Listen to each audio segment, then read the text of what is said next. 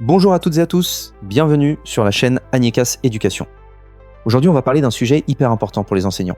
Et pas seulement d'ailleurs. Comment on peut commencer à explorer un nouveau secteur professionnel sans forcément tout plaquer du jour au lendemain. Parce que c'est vrai, quand on pense reconversion, on imagine souvent une rupture brutale. On démissionne, on ferme la porte et on se lance dans l'inconnu. Mais en réalité, il existe des façons beaucoup plus progressives, beaucoup plus sécurisantes pour tester une nouvelle voie, avant de prendre une décision définitive. Et dans cette vidéo, je vais vous partager plusieurs stratégies concrètes, des pistes que j'ai moi-même explorées et que beaucoup d'autres enseignants ont utilisées avec succès.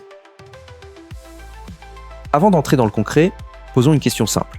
Pourquoi c'est une bonne idée de ne pas tout quitter d'un coup ? Déjà parce que ça permet de réduire l'angoisse. La reconversion, c'est un gros saut dans l'inconnu. Et quand on est enseignant, on a quand même une sécurité, un salaire qui tombe tous les mois. Alors si on quitte ça brutalement sans savoir ce qui nous attend, la peur peut vite prendre toute la place. Ensuite, parce que tester avant de changer, ça permet d'éviter les erreurs. Beaucoup de gens se lancent dans un domaine qui leur semble séduisant de loin, mais qui en réalité ne correspond pas à ce qu'ils imaginaient.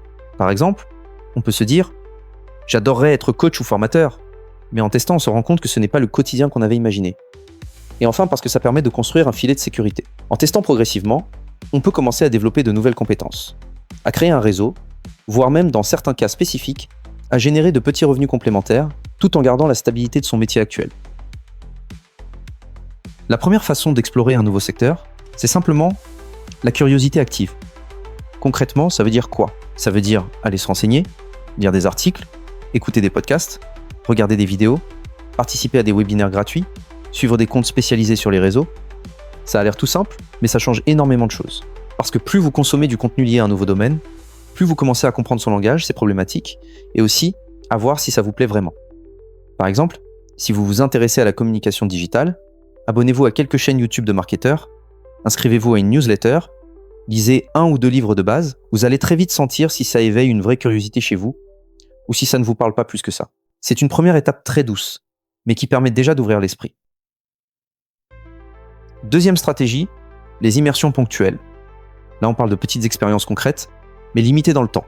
Ça peut être participer à une conférence ou un salon professionnel, s'inscrire à un atelier d'initiation d'une journée, ou même faire une mission bénévole dans une association qui touche à votre futur secteur d'intérêt.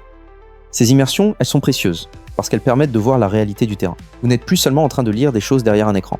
Vous rencontrez des gens, vous testez, vous observez. Par exemple, si vous hésitez à vous lancer dans le monde de la formation pour adultes, pourquoi ne pas proposer d'animer un atelier bénévole pour une association ? Vous allez vite voir si vous aimez ça. Et surtout, vous aurez un premier retour concret. Troisième stratégie, les side projects, ou petits projets parallèles.